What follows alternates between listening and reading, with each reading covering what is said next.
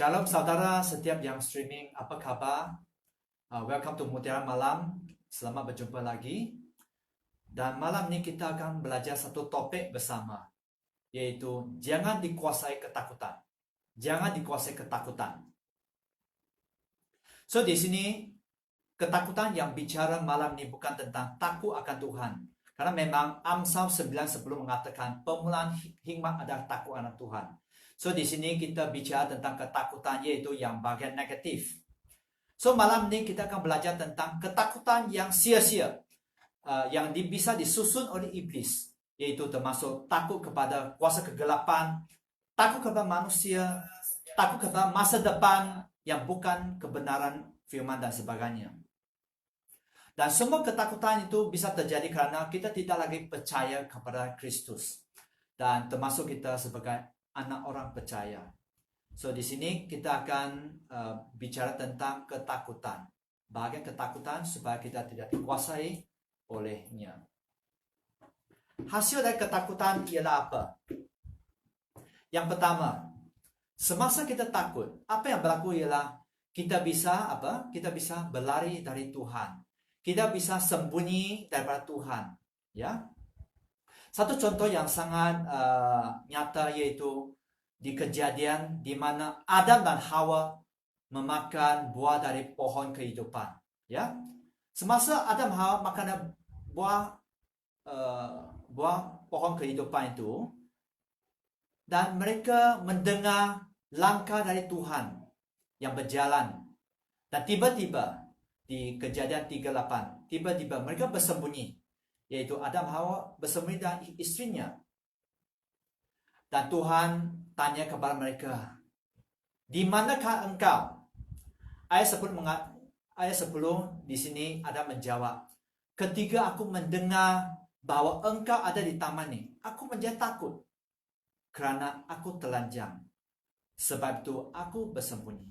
Di sini apa yang kita bisa belajar ialah semasa kita berdosa kepada Tuhan, kita bisa begitu takut dan kita bisa lari dari Tuhan sampai kita bersembunyi. Bersembunyi, apakah pertanyaan ialah apakah Tuhan tidak tahu tentang dosa kita? Apakah semasa kita bersembunyi kita akan bisa membereskan dosa kita? So itu sangat penting, ya. Padahal di 1 Yohanes pasal 1 ayat 9 mengatakan, jika kita mengaku dosa kita, maka Ia adalah setia dan adil, sehingga Tuhan akan apa? Mengampuni segala dosa kita dan menyucikan kita dari segala kejahatan. So, saya ingin mendorong setiap kita bahwa semasa kita melakukan dosa, semasa kita melanggar perintah Tuhan, jangan lari dari Tuhan. Jangan juga bersembunyi dari Tuhan. Karena memang sia-sia saja apa yang kita lakukan. Ya. Karena Tuhan kita ialah Tuhan yang Maha Tahu. Kita mau lari kemana sebenarnya? Apakah kita mau berlari diri seperti Nabi Yunus, di mana Yunus melarikan diri dari panggilan dia, tapi akhirnya dia ditelan oleh ikan sampai dia bertobat, barulah dia mengabarkan Injil kepada kerajaan Niniwe, di mana semua rakyat di sana bertobat. Dan karena itu kita bisa tahu bahwa memang sia-sia kita melari dari Tuhan. Mari kita belajar dari Nabi Yunus, di mana mari kita rela bertobat dan mengikut jalur Tuhan. Dan ketakutan bisa membuat kita terikat, terjerat, dan bisa selama-lamanya kalau kita tidak bertobat. So ingat bahwa semasa kita berdosa, itu bisa menjerat kita, itu bisa memisahkan kita dari Tuhan, kecuali kita betul-betul bertobat di depan Tuhan. So takut kepada dosa yang dilakukan diri kita, Anda tidak ada kebebasan sejati, yaitu lebih baik kita jujur dengan diri sendiri dan mengaku dosa kita, terima diri sendiri kita yang berdosa, dan mari kita berseru kepada Tuhan, kepada penebus kita Yesus Kristus. Dialah satu-satunya yang akan membebaskan kita dari dosa. Jangan menangguh lagi, kerana tidak ada solusi kecuali Kristus saja. Itu sebab jika kita bisa mengerti bahwa mengapa dunia sekarang begitu takut kepada dosa, takut berdosa dan akibatnya. Mereka takut sampai ada yang mungkin takut akan kematian. Kerana apa? Kerana mereka tahu bahwa ada akibat semasa kita berdosa. Tapi solusi ada di tangan Kristus Yesus yang datang ke dunia ini lebih dari 2000 tahun lalu. Tuhan Yesus sudah menanggung semua dosa. Tuhan Yesus sudah menanggung semua pelanggaran kita di atas kayu salib, di mana kerana Yesus Kristus, semasa kita terima Yesus Kristus sebagai juru selamat kita akan dibebaskan. Kita akan menerima hidup yang kekal. So sangat penting di mana kita jujur dan mengaku dosa dan pelanggaran kita. So akibat dosa kita juga akan apa? Menjadi kita takut. Poin yang kedua ialah ketakutan itu bisa apa? Melumpuhkan kita. The fear can paralyze us. Di mana destiny kita bisa dipotong atau diputuskan kalau kita tidak berwas-was. So ketakutan bisa melakukan begitu. Mari kita lihat tentang 12 pengintai yang diutus oleh Musa. Ke-12 pengintai itu diutus oleh Musa untuk melihat tanah perjanjian. Dan kita tahu di Bilangan 13:27 mengatakan pengintai menceritakan kepada Musa bahwa kami sudah masuk ke negeri itu ke mana kau suruh kami. Dan memang negeri itu berlimpah-limpah susu dan madu. Dan inilah hasilnya. Mereka memberi laporan yang baik pada permulaan. Tapi ayat ke-28 mengatakan ada 10 pengintai mengatakan bahwa hanya, there's one thing that they need to be aware, hanya bangsa yang diam di negeri itu kuat-kuat. Di mata 10 pengintai itu, mereka ingat bahwa bangsa di sana yaitu keturunan Enak, orang raksasa yang tinggi dan besar. Mereka kuat-kuat. Bukan setakat itu, tapi mereka juga mengatakan bahwa kota-kotanya berkubu dan sangat besar. Juga keturunan Enak. So di sini apa yang mereka lihat hanya cabaran, hanya tantangan di mana bangsa di sana itu sangat kuat, sangat tinggi, sangat besar. Kubu itu sangat. Inilah pikiran dari pengintai yang utus Musa. Dan ayat 31 mengatakan, tetapi orang-orang pergi ke sana bersama-sama dengan dia berkata, kita tidak dapat maju menyerang bangsa itu kerana mereka lebih kuat daripada kita. So di sini kita tahu bahwa mereka melihat tantangan itu lebih besar daripada Tuhan. Tetapi ada 2 orang, yaitu Kaleb dan Yosua, yang memiliki roh yang berbeda, semangat yang sangat berbeda. Dan ini kita bisa lihat di Bilangan 13:30 menyatakan bahwa kemudian Kaleb mencuba menenteramkan hati bangsa-bangsa di hadapan Musa. Katanya, tidak. Dia kata, tidak. Kita akan maju dan menduduki negeri itu.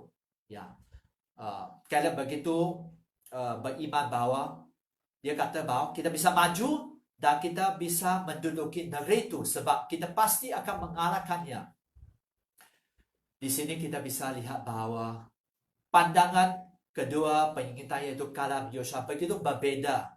Mereka bisa lihat di tangan Tuhan, mereka bisa mengenal hati Tuhan, mereka bisa melihat kekuasaan yang dari Tuhan, di mana dengan Tuhan, beserta dengan Tuhan, mereka bisa mengalahkan bangsa di tanah perjanjian itu. Dan mereka juga bisa menerobos kubu-kubu yang besar itu. So itulah di sini itu mengajar kita bahwa jika kita hanya melihat kekuatan kita sendiri, jika kita hanya melihat kenyataan di mana contohnya 10 pengintai itu, kita hanya melihat masalah, kita hanya melihat tantangan itu saja, kita bisa tewas. Bagian kedua di mana ketakutan itu juga bisa melepuhkan kita. Dan saya percaya kita semua sangat mengenal tentang cerita ini, yaitu tentang di mana semasa Goliat menantang orang Israel. Ya, di 1 Samuel pasal 17 ayat sebelum mengatakan, pula kata orang Filistin itu, yaitu Goliat, mengatakan, aku menantang hari ini barisan Israel. Berikanlah kepadaku seorang, supaya kami berperang seorang melawan seorang. Ketika Saul dan segenap orang Israel mendengar perkataan orang Filistin itu, yaitu Goliat, maka cemaslah hati mereka dan sangat ketakutan. Di sini Raja Saul begitu takut, begitu cemas. Mereka sangat takut di mana mereka tidak sanggup untuk menghantar seorang untuk berperang dengan Goliat. Itulah semasa kita hanya melihat kekuatan musuh saja, kita bisa begitu lemah, kita bisa senang mengalah. Tetapi di sini apa yang kita lihat bahwa Daud, semua orang Israel begitu takut kepada Goliat. Tapi Daud sangat berbeda. Daud kita tahu bahwa dia seorang gembala. Beliau sentiasa bertarung dengan binatang-binatang buas di masa dia menjaga domba-domba. Di sana Daud terus berjalan dengan Tuhan. Daud begitu kenal tentang karakter Tuhan. Daud begitu kenal kepada hati Tuhan, di mana dia tahu bahwa bersama dengan Tuhan, dia bisa melakukan perkara yang besar. Itulah kerana betul-betul Daud mempunyai hubungan intim dengan Tuhan. Di sini satu bahagian juga bukan setakat Daud bergaul dengan Tuhan dengan begitu intim. Di Mazmur 27 ayat 10 kita bisa lihat latar belakang Daud. Sekalipun ayahku dan ibuku meninggalkan aku, namun Tuhan menyambut aku. Di sini kita tahu bahwa mungkin Daud ditolak oleh ayah dia, papa dia dan mama dia, ditinggalkan oleh mereka. Tidak mengalah, dia terus bergaul dengan Tuhan. Dia lebih mengerti hati Tuhan. Dia sangat berbeda dengan semua laskar-laskar Israel dan termasuk Raja Saul, di mana kerana dia begitu mengenal Tuhan, dia bisa mengalahkan Goliat. Dan 2 Timotius pasal 1 ayat 7 mengingatkan kita bahwa sebab Allah memberikan kepada kita bukan roh ketakutan, melainkan roh yang membangkitkan kekuatan, yaitu melainkan roh yang membangkitkan kekuatan, kasih dan ketertiban. Ayat 8 mengatakan, jadi jangan malu bersaksi tentang Tuhan kita, dan janganlah malu kerana aku, yaitu bicara kepada Paulus sebagai bapa rohani kepada Timotius, seorang hukuman kerananya, melainkan ikuti menderita bagi Injilnya oleh kekuatan Allah. Di sini kita bisa keluar dari roh ketakutan.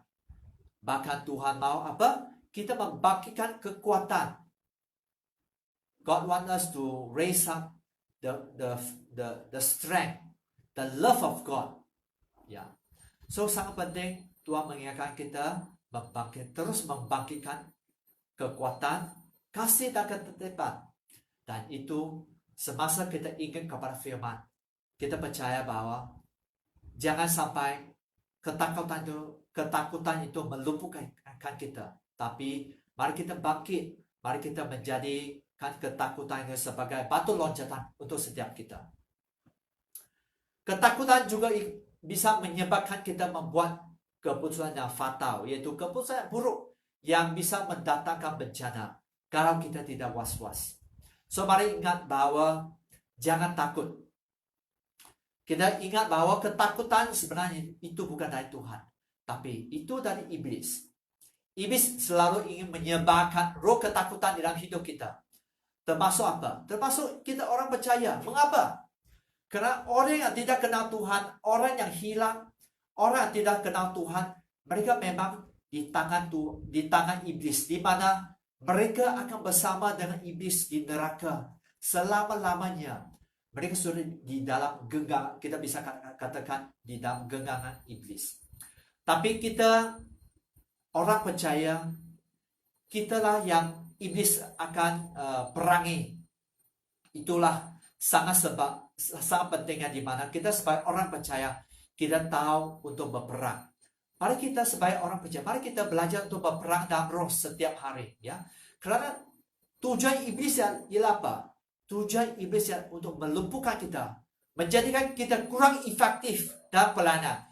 Tujuan iblis ialah untuk menghancurkan keluarga dengan godaan yang sangat dan bermacam-macam godaan yang tertentu. Cara iblis ialah juga untuk menaburkan perpecahan. Iblis juga mau menjadikan kita saling mencuriga. Itulah tujuan iblis. Mari kita berwas-was, ya.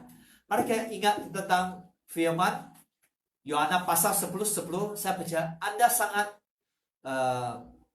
mengerti tentang firman itu, di mana pencuri, yaitu iblis, pencuri datang hanya untuk apa?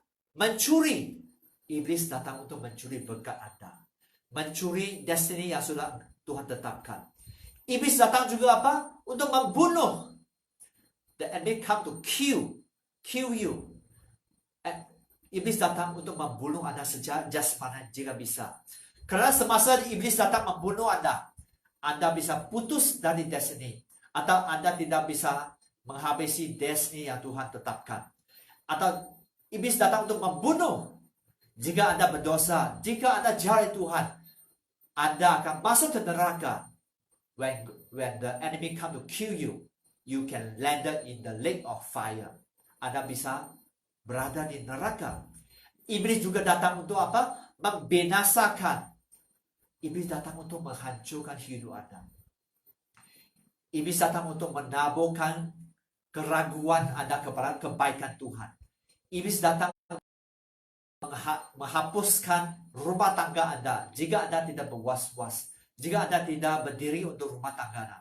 Iblis datang untuk membawa perpecahan di dalam rumah tangga Anda, perpecahan di dalam gereja, perpecahan di dalam pekerjaan atau usaha Anda. Iblis datang untuk membawa disunity. Ingat, iblis datang hanya untuk membawa semua yang negatif, semua yang jahat, semua yang fasik.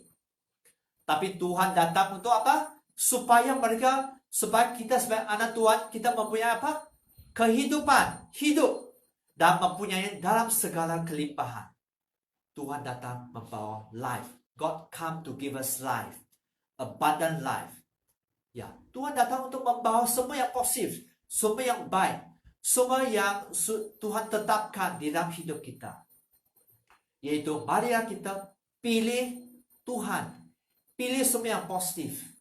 Jangan kita pilih untuk menjadi agent iblis. Jangan kita pilih untuk menyertai rencana dengan iblis. So hari ini, apa yang Anda takutkan? Apakah Anda takut atas corona yang akan berlaku kepada Anda? Apakah Anda takut sakit kerana corona? Apakah Anda takut mati? Kematian? Ya, banyak orang takut. Karena dua bagian. Orang takut kan dosa. Kerana mereka tahu bahwa hidup mereka belum beres. Semasa mereka ingat kepada dosa yang sudah mereka lakukan. Mungkin dalam bahagian kecurian, dalam bahasa mereka melakukan hal-hal yang begitu jijik, keselingkuhan dan sebagainya. Mereka tahu bahwa mereka tidak ada harapan. Dan juga ada yang takut mati. Kerana mereka tahu bahwa when I die, where I go? Semasa aku mati, di mana aku akan pergi? Orang akan begitu takut. So hari ini apakah Anda takut kematian? Dan jika Anda orang percaya tetapi Anda tetap takut kepada kematian, saya ingin mendorong bahwa Anda selidik hati. Balik kepada Tuhan, bertobat. bertobat. Jangan memberi alasan. Balik kepada Tuhan. Karena hanya Tuhan yang bisa menebus dosa Anda. Karena hanya Tuhan yang menjaminkan semasa Anda bertobat, Tuhan yang adil dan setia, dan Dia akan mengampuni segala dosa Anda. Dialah yang akan memberi Anda harapan, Yesus Kristus. Apakah Anda takut kepada menganggur? Ya, mungkin Anda takut. Anda takut satu hari Anda akan menganggur. Anda begitu takut tidak ada calon hidup. Ya, ayah saya sudah berapa umur sudah? 20 lebih, 27, 28 dan sebagainya. Atau meningkat. Anda begitu takut. Saya ingin mengatakan bahwa ketakutan yang sedemikian itu bukan dari Tuhan. Itu yang ditabur oleh iblis. Anda mungkin takut tidak ada waktu. Tuhan ada harapan. So, jika Anda takut, Anda tidak akan merasa ada harapan. So, mari kita ingat bahwa hanya iblis yang menaruh ketakutan di dalam hidup kita. Bukan Tuhan. Kristus memberi hidup. Bahkan memberi hidup dalam kelimpahan. So, ingat bahwa ketakutan itu bisa menyebabkan kita apa? Lari dari Tuhan. Jangan sembunyi dari Tuhan. Jangan lari dari Tuhan. Lebih baik kita jujur dengan diri sendiri. Kita jujur dengan Tuhan. Jangan lari dari Tuhan. Poin yang pertama. Kedua, ketakutan itu bisa melumpuhkan kita. Ketakutan itu bisa memutuskan destinasi kita. Jika kita tidak was-was. Ingat, Tuhan tidak mau destinasi kita dipotong atau diputuskan. Ketiga, ketakutan itu akan membuat ketakutan bisa menyebabkan kita membuat keputusan yang fatal, yang buruk, yang bisa melandakan bencana. Yaitu, jangan kita takut. Mari kita tetap semangat. Kita berpegang kepada janji Tuhan. Di mana kita tahu bahwa Tuhan memberi rencana apa. Jangan takut. Semasa Anda tidak takut, Anda akan dijauhkan dari membuat keputusan yang fatal dan yang buruk. Ya, kata kepada orang yang sebelah, jangan takut, jangan takut. Do not be fearful, do not be fearful. Because in Christ there is hope. Di dalam Tuhan ada selalu ada harapan. Ya. So sekarang kita akan belajar bagaimana kita bisa mengatasi ketakutan. Sangat sederhana sebenarnya. Saya percaya kita semua tahu. Poin yang pertama, tetap percaya kepada Tuhan. Tetap percaya kepada Tuhan. Very important. Continue to trust in God. Jangan jauh dari Tuhan. Tetap percaya. Tetap percaya apapun. Dan mari kita lihat Mazmur 27 ayat 1 dan 2. Dari Daud, Tuhan ada terangku dan keselamatanku. Ya, Daud begitu yakin. Dia kata, kepada siapakah aku harus takut? Dia kata, kepada siapa yang harus aku takut? Kepada siapa yang harus aku bimbang? Kepada siapa aku tidak perlu begitu menduga kepada janji Tuhan. Mengapa? Kerana Tuhan adalah benteng hidupku. Terhadap siapakah aku gemetar? Daud tahu bahwa Tuhan ialah perlindungan dia. Tuhan yang tudung hidup dia. Tuhan yang benteng dia. Tuhan yang kubu pertahanan dia. Daud begitu kenal Tuhan. Kerana apa? Karena Daud mempunyai hubungan yang intim dengan Tuhan. Ayat 2. Ketika penjahat-penjahat menyerang aku untuk memakan dagingku. Yang ini semua lawanku dan musuhku. Mereka sendirilah yang apa? Daud begitu yakin. Semua musuh dia, semua penjahat yang melawan dia. Dia begitu yakin bahawa mereka sendirilah yang tergelincir dan jatuh. Itulah kepercayaan Daud kepada Tuhan Allah dia. Ayat 3 nyatakan, sekalipun tentera berkemah mengepung aku.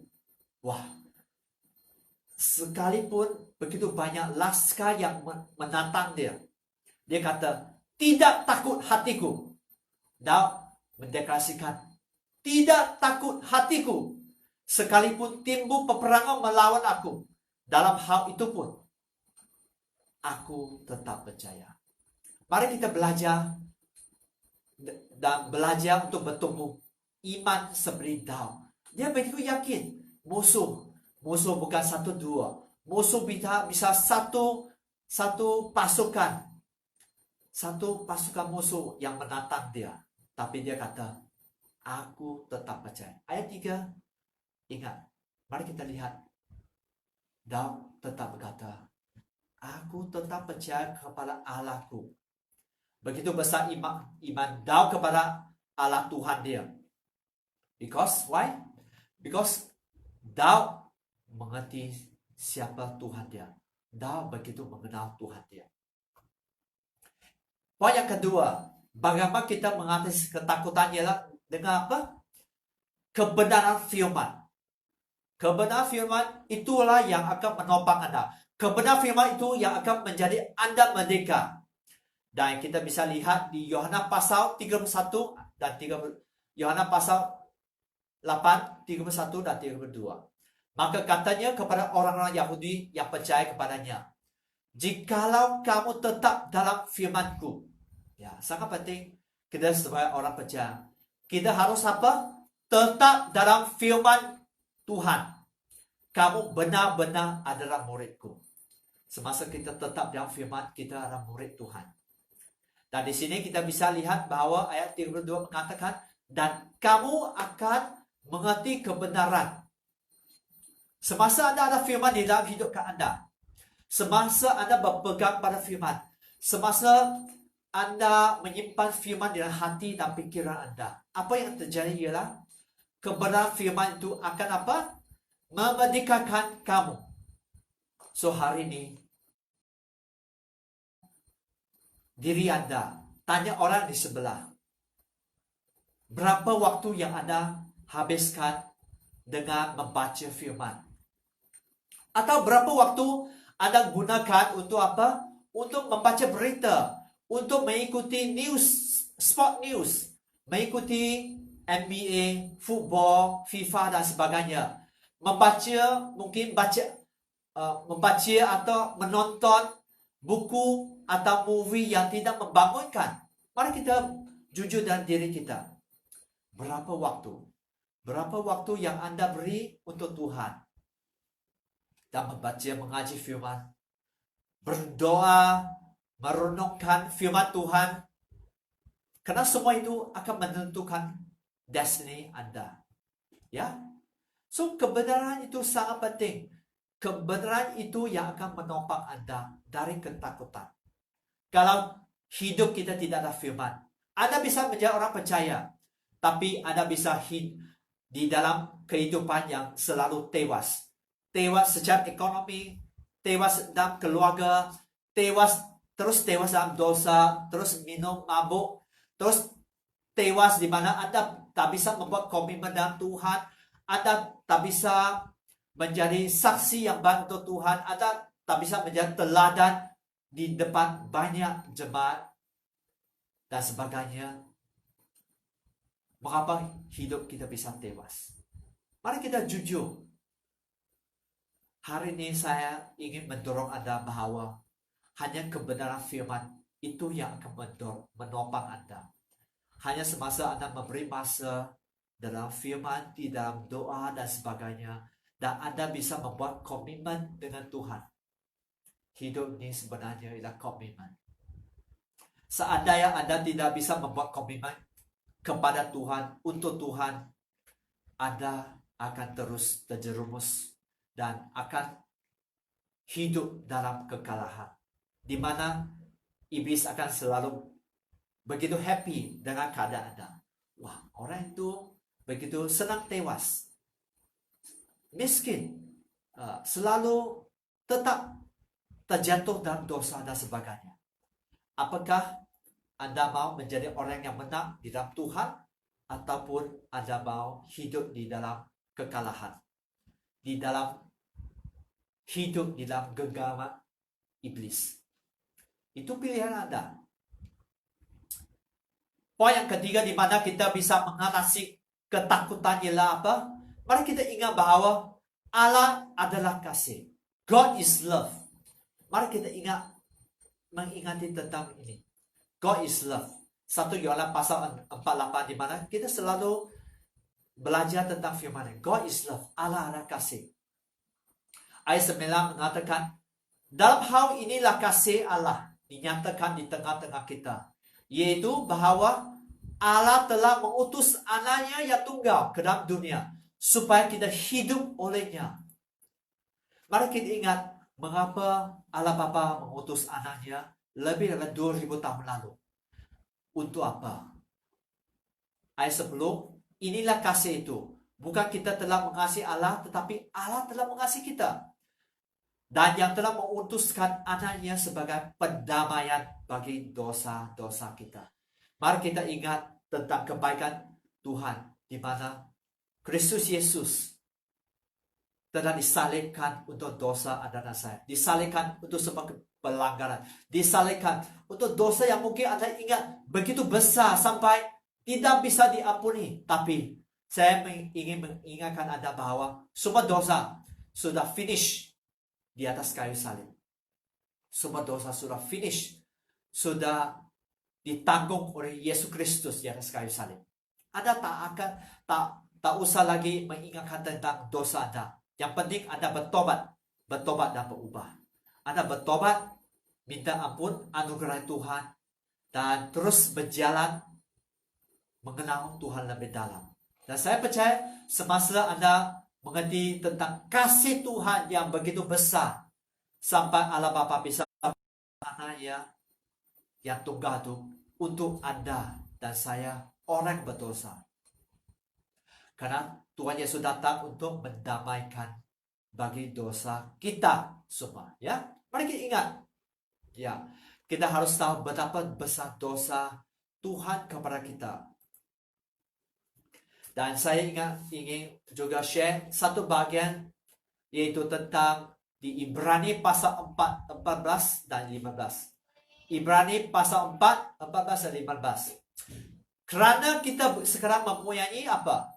Imam besar agung yang telah melintasi semua langit, yaitu Kristus Yesus, anak Allah. Baiklah kita teguh berpegang pada pengakuan iman kita. Mari kita ingat bahwa ada imam besar yang agung. Itu bukan imam manusia, tapi imam ilahi. Yesus Kristus kita yang sudah Tuhan utus, di mana kita bisa berpegang kepada pengakuan iman kita kepada Dia, yaitu satu-satunya Tuhan Allah kita, Yesus Kristus. Ayat 15 mengatakan, sebab imam besar yang kita punya bukanlah imam besar yang tidak dapat turut merasakan kelemahan kita. Sebaliknya, sama dengan kita, ia telah dicobai, hanya tidak berdosa. So ingat, pada kali pertama di mana Yesus Kristus datang, Yesus Kristus dicobai seperti kita manusia. Dia dicobai dengan sangat dahsyat. Dia dicobai oleh iblis, dengan tawaran dari iblis. Tapi Kristus tetap menang. Yaitu pada bagian B, ayat 15b mengatakan, hanya Yesus Kristus tidak berbuat dosa. Yesus Kristus dicobai, hanya tidak berbuat dosa. Itulah pengakuan iman kita kepada Dia. We can know that Jesus is a blameless God, is a holy God. Ayat 16 mengatakan, sebab itu, marilah saudara dan saya, mari kita dengan penuh keberanian menghampiri takhta kasih karunia, supaya kita menerima ramah dan menumbuhkan kasih karunia untuk mendapatkan pertolongan kita pada waktunya. Come boldly unto the throne of grace. Mari kita datang kepada takhta kasih karunia Tuhan Yesus. Terimalah kasih Dia, terima ramah Dia. Bukan kerana kita layak, tapi kerana kasih Tuhan, takhta kasih karunia Tuhan, kita ditebus. Semua dosa kita ditebus oleh Tuhan Yesus. Sangat penting di dalam Alkitab kita bisa belajar satu bagian di mana apa? Semasa Daud berdosa kepada Tuhan. Daud begitu mengenal Tuhan, tapi Daud tetap mengambil Bathsheba, yaitu isteri kepada Uria, anak buah dia, panglima dia. Itu pasukan yang begitu, itu laskar yang begitu hebat. Dia ambil isteri laskar diri dia, pahlawan diri dia, yang begitu jijik di depan Tuhan. Walaupun dia raja begitu mengenal Tuhan, tapi dia bisa berdosa. Daud sebagai raja ambil istri orang lain dan membunuh suaminya. Di sini kita bisa lihat bahwa dia melanggarkan sekurang-kurangnya 2 bahagian dalam kesepuluhan firman, yaitu in the 10 commandment he broke at least 2 commandment. Yaitu apa? Keluaran 20:13 mengatakan jangan membunuh. Dan membunuh anak buah dia. Sebenarnya pahlawannya dia hebat. Dan Daud juga di Keluaran 20 ayat 17 menyatakan jangan mengingini istrinya, jangan mengingini istri orang lain. So itulah Daud begitu mengenal Tuhan. Bahkan dia dikatakan orang yang berkenan di depan Tuhan, tapi dia bisa jatuh. Tapi apa yang bisa kita pelajari dari Daud ialah apa? Bahwa dia bisa datang kepada Tuhan, dia bertobat.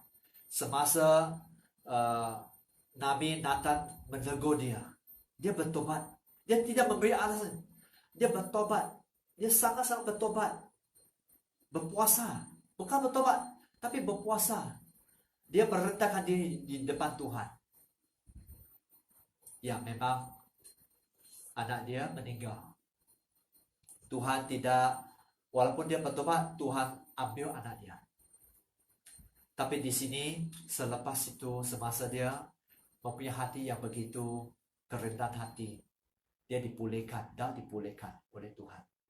So itu satu bagian di mana kita bisa belajar dari Daud, di mana kita tahu bahwa Tuhan kita ya Tuhan yang penuh dengan kasih karunia.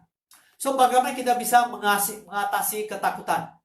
Pertama, kita tetap percaya kepada Tuhan. Tetap percaya kepada Tuhan. Kedua, mari kita penuhi hidup kita dengan kebenaran firman Tuhan.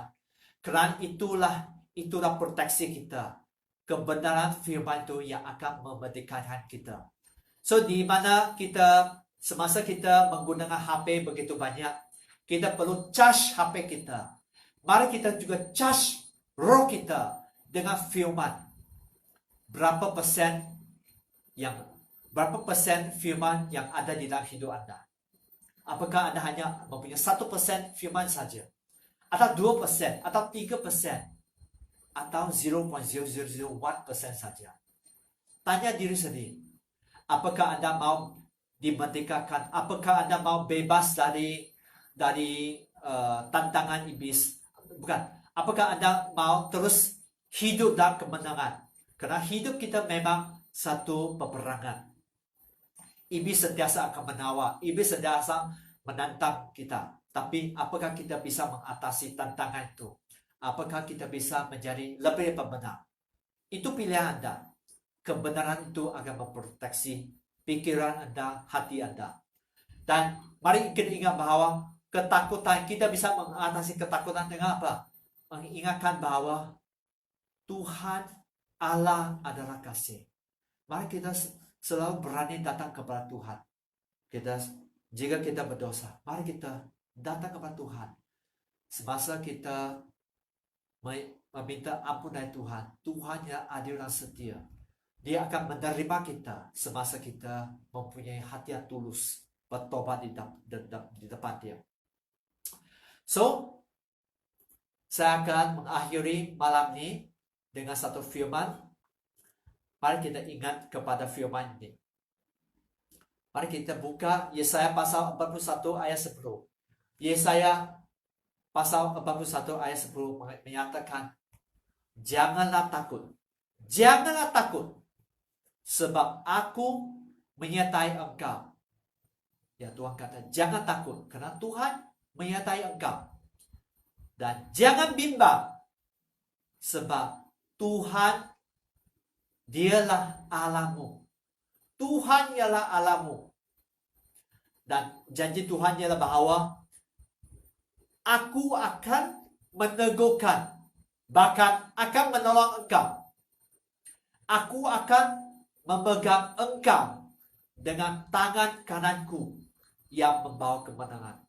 Mari kita tahu bahwa Tuhan kita Tuhan yang maha hadir. Jangan takut, karena Tuhan sentiasa menyertai engkau. Dan jangan bimbang, karena dialah Allahmu. Jadikan Tuhan Allahmu. Jadikan Kristus satu-satu Allahmu. Jangan menyembah berhala lain. Jangan mengingat bahwa kekayaan bisa memproteksi Anda. Jangan mengingatkan bahwa manusia bisa menjaga Anda, mendukung Anda. Jangan. Ingat, hanya Tuhan Allahmu. Dialah penjamin engkau. Tuhan kata, aku akan meneguhkan engkau. God will strengthen you. Bahkan aku akan menolong engkau. Tuhan akan menguatkan engkau, meneguhkan engkau. Tuhan akan menolong. God will help you. Tuhan janjikan bahwa aku akan memegang engkau dengan tangan kanan Tuhan. Karena Tuhan akan membawa kemenangan kepada Anda. Amin. Semua streaming, mari kita ingatkan firman ini. Bahwa Tuhan sentiasa menyertai Anda. Jadilah Tuhan. Ingat. Jadilah Tuhan satu-satu Allahmu. Kristus, bukan Allah lain. Jadikan Kristus Allah Bapa, Allah Anak, dan Allah Roh Kudus. Jadikan Allah satu-satu yang engkau sembah. Ya, mari kita ingat. Saya sekarang kita akan menyembah bersama satu lagu, ya, satu lagu harap Anda juga diberkati, ya, yaitu lagu ini ialah tidak ada yang mustahil, ya, tidak ada yang mustahil.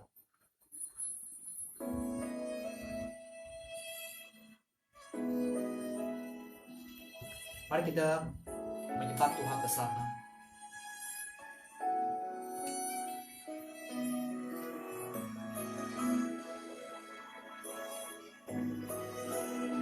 Sorry, ku percaya janjimu. Ku percaya janjimu. Sorry.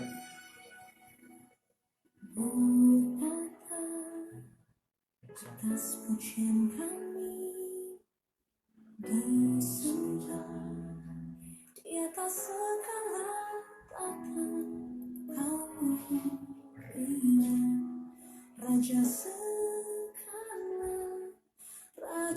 Raja segala raja. Kau jadikan semua indah. Tuhan menjadikan semua indah. Ada jadi ada, kau berkuasa. Tuhan tidak berkuasa. Tuhan tidak ajaib. Engkau bertata Tuhan.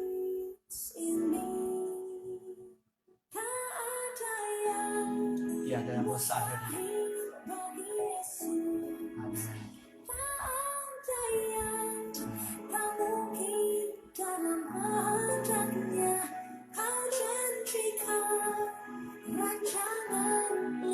Peganglah janji Tuhan.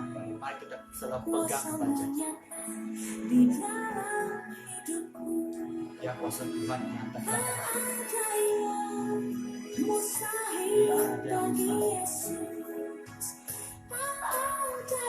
tidak ada yang mungkin. Kau janjikan rancangan lipat kebaikan, kuasa menyertai di dalam hidupku. Tidak ada mustahil. Ingat, tidak ada mustahil di tangan Tuhan. Jangan takut. Ingat, jangan takut. Takut itu bukan dari Tuhan. Kau jadikan semua insan. Kau jadikan tak ada jadi ada. Kau berkuasa. Tuhan tidak berkuasa. Kau ajaib. Engkau ajaib Tuhan. Kau berkati. surga bertanya, Engkau berfirman, tak ada yang mustahil bagi Yesus. Tak ada yang tak mungkin. Dalam kehendak Tuhan tak ada yang tak mungkin. Engkau janjikan rencangan.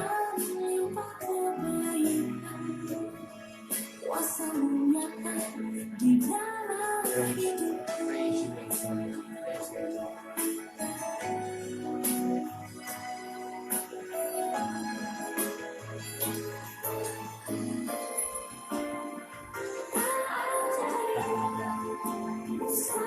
Tak ada yang mustahil. Jangan tak ada yang mustahil. Tak ada yang tak mungkin.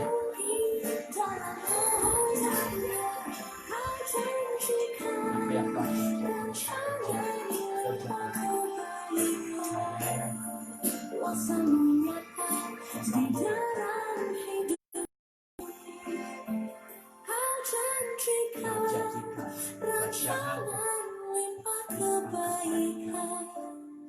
Kuasa-Mu nyata di dalam hidupku.